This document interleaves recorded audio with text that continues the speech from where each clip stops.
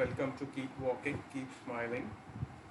Today I'm going to explain some key terms that we need to look before we invest in any company or any shares. First, we are going to look for book value. Book value is a very important term one should look before investing in any company. Book value is basically it consider total assets of a company minus its total liability.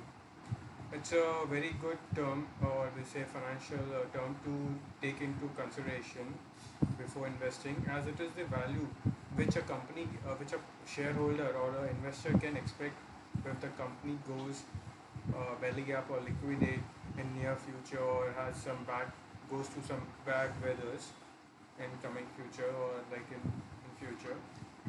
It is also important to check the depreciation factor for any company, because for machinery, for take example for machinery company that deals into machinery, for them the asset value they are purchasing of a machinery, heavy machineries, the asset value for the current period will be high, as they have purchased some asset for X value, but the machineries they depreciate after a certain time. Their value goes on decreasing year by year. So after a certain period of time, it has completely no value, no resale value.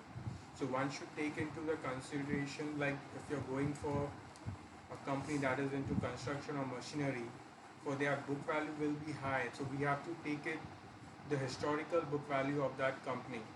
Like IT or like service sectors, they won't be having that much heavy machinery. So if their book value is high, that means they have some physical assets like building or a land which appreciates over the time. Next term comes the interest coverage ratio. It is basically the ability of a company to honor its borrowing or debt in future. It is calculated basically by my bad, earning before interest and taxes divided by interest expense. The higher the ratio, it means the company is better in a position to repay its loan and other borrowings. Next comes earning per share. It is one of the very crucial key terms. Normally, one should go for it, or one should always keep track of EPS. EPS is nothing but earning per share. It is calculated by net income minus preferred dividend. Preferred dividend divided by the total numbers of common outstanding shares.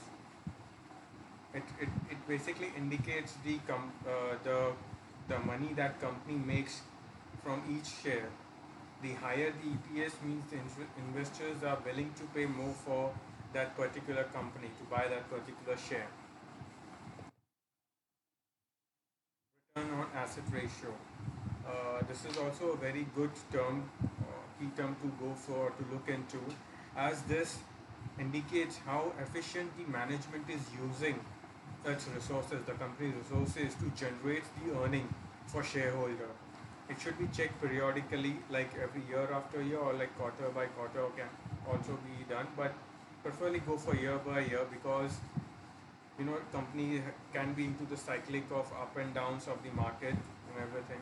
It is calculated by taking net income divided by total asset, which includes liabilities also. Matlab, they consider total liability of a company before you calculate this ratio. So it is a very good term, you can go for it, and you should always check this return on asset ratio. Next comes price earning ratio. It is calculated by current share price minus EPS.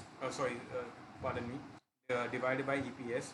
The higher the PE ratio, means that the company is either overvalued, or the investors think that in near future the company can have a strong growth. PE is also known as the multiplier. For example, a PE of a company is say for example 19. It means that it is trading 19 times its company's earning. One more important thing, PE has some shortcomings. So it should not be the only factor considered while investing into the shares. Debt ratio. Basically, whatever business you look into, whatever business you want to invest in, every business has certain kind of borrowing, either from the personal borrowing, family borrowing, or from banks or for other investors. So basically, if you're getting into investment, you should always take consideration that there will be borrowing for a company. Now you need to take into consideration that there should not be too much of the borrowing that company may face problem in the future to repay its loan. So basically, when you see into debt to asset ratio, the the calculation should be less than 1. Less than 1 means that company is not using too much of the borrowing from the outside. They are basically, whatever their investments or whatever the acquisition they are doing, they are basically doing it from self-funded or from the raising equities. Now this debt ratio will be different for different segments of the company. Like for power company, the debt ratio will be higher.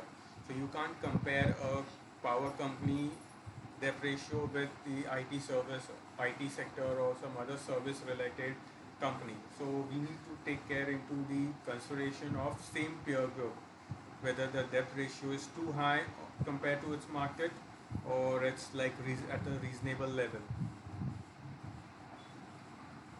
Thank you, and please like the video if and share it if you want to. Thank you so much.